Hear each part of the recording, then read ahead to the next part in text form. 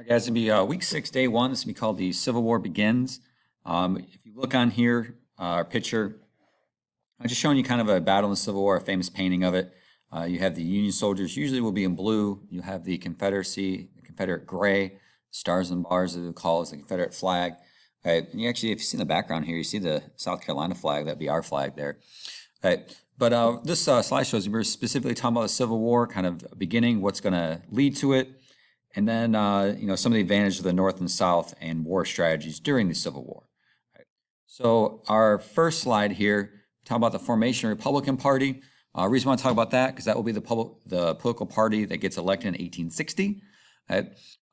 Republican Party is going to form in 1854. It's going to be a combination of several other parties like the Free Soil Party and Know Nothing Party. Yes, that is a political party back then. Right. A bunch of other political parties, smaller ones that will form to make this political party. The biggest thing about the Republican Party was their position on slavery. It's kind of a misconception. The Republican Party, even though it was made up of the Free Soil Party, Republican Party never came out and said that they were going to end slavery everywhere. Specifically said they were not going to end slavery where it already existed. In southern states where slavery was prominent, because of cotton and other staple crops being grown, they're going to allow slavery to continue and exist. However, the biggest thing is they're not going to allow slavery to spread west. Those new territories that we gain out west from wars and from treaties and so forth, Republican Party did not want slavery spreading there. And the reason this is a problem for southern states, specifically cotton growers, is because cotton's not good for the land. And as cotton dries up and overuses land, you need new territory to grow that cotton. So they're going to want to find new land to do that. Okay, if you look up here on our map, we have slave populations in the 1790, and then down by the bottom, you see the slave population by 1860, how it's really spread into the South and starting to push further and further west at that time. Right? So if you're the South and you know that slavery is not going to be allowed to expand, one of the biggest reasons they're going to secede in 1860 is because they see the fact that if every new territory or every new state coming in is a free state, eventually Southerners will be outnumbered. And then when you go to vote on slavery, whether it be to free slavery or to end slavery to keep it, northern states or free states are going to vote it down. And South sees that. It might not be in 5 years or 10 years or maybe even 20, but they see in the future that their way of life, their economy is going to be at risk to being ruined, and they don't want that to happen. So they're going to vote for secession after the following slide, which is going to be the election of 1860. Election of 1860 sees Abraham Lincoln win election as the first ever Republican president. South Carolina will be the first to secede from the Union because of this. And the reason they do this, again, just what we talked about, the South Carolina sees their way of life being threatened, and they don't want to take that chance, so they're going to leave the Union immediately.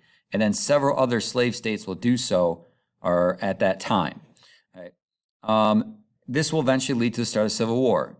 South Carolina leaves on December 20th, 1860, and by 1861 in March and April, the Civil War has already started. Lincoln doesn't even take office yet, and that they're already gearing up for the war. Lincoln was actually hated so much that he wasn't even on Southern states' ballots. The South didn't even vote for him back then. You're looking at this electoral map here. There's 4 different people running, and you see the Breckinridge in the South pretty much sweeps the South, and that Lincoln will sweep the North. But if you showed up in, say, South Carolina to vote, Lincoln's name wasn't even on the ballot. So it just kind of shows you the hatred they had. So when he got elected, they're like, yeah, we're out. See ya. They didn't want no part of the Union with Lincoln as president. Okay. Next one, we're talking about the advantage of the Civil War. So going into this war, each side has some advantages. On the North, they have more railroads, more factories, more people. 66% of the population lives in the North, and all the immigrants coming in, specifically from Ireland area at that time period, are going to be coming into New York City and the North. They have more telegraph lines. A telegraph is basically a way of communicating, the Morse code, the SOS, and dots and dashes communication of that time period.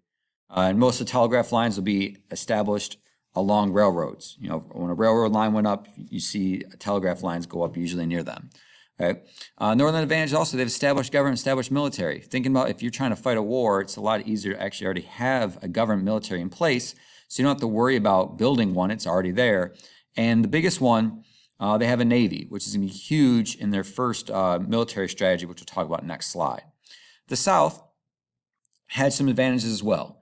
The North actually thought that this war was only going to last a couple months. They thought it was a joke. They literally, you know, the first battles of the war, the first battle of Manassas, when you go there, people actually watched the battle from the hilltop. You know, it was almost like a picnic. They checked it out, like you're going to a movie. Let's go watch this. You know, we're going to whip the Southern boys into shape, be really quickly, and then the war's going to be over. However, that did not happen because of these advantages. And the biggest one, the glaring one, is going to be better generals. The South had the better leaders: Robert E. Lee, Stonewall Jackson, Pickett, Longstreet, and Jeb Stuart. The list goes on and on at that point. You know, when you have better leadership, it tends to lead to an advantage. Their military leader in the early 1800s basically said that, you know, Napoleon himself, just because he was so good at leading as a general on a battlefield, was worth almost 400,000 troops by himself.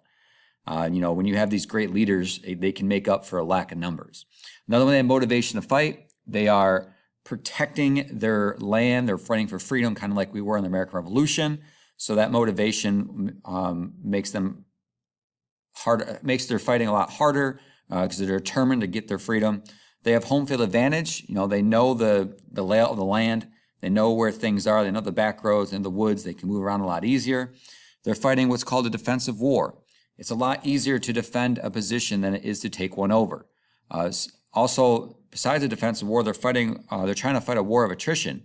The South actually will come out and say, you know, they didn't have to actually win the war. You know, the goal wasn't to really win the war initially. The goal was to make the North not want to fight the war.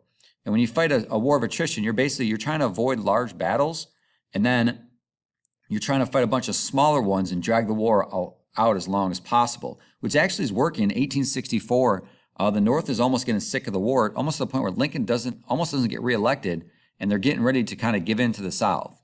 And another one is going to be cotton. And the reason for cotton is because of the possibility of foreign alliances.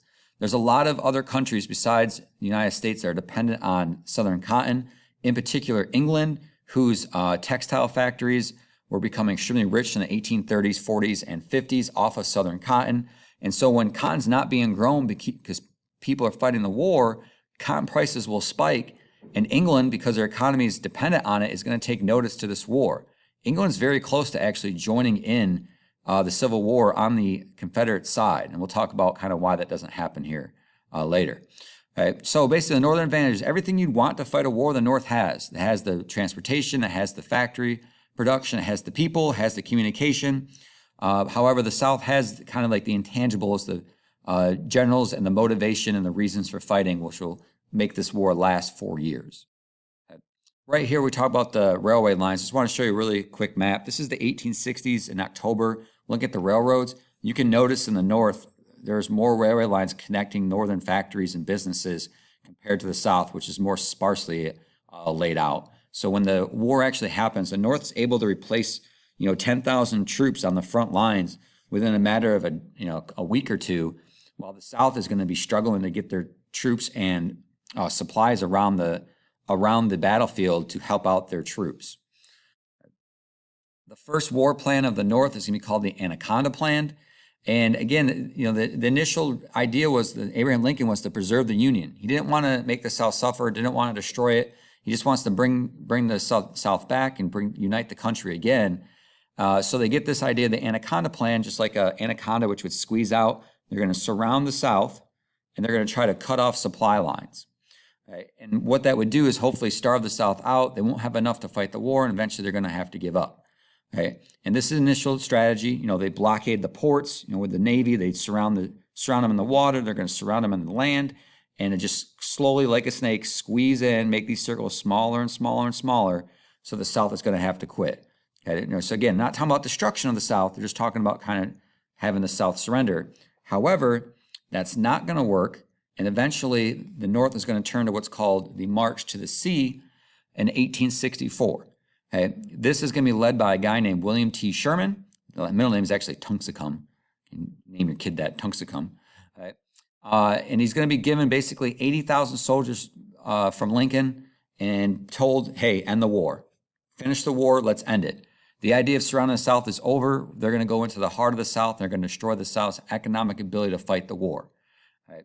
They're going to destroy pretty much everything. The idea of total warfare, they're going to destroy farms. They're going to destroy bridges and railroads and cities and factories. Anything the South could use to fight the war, they're going to do.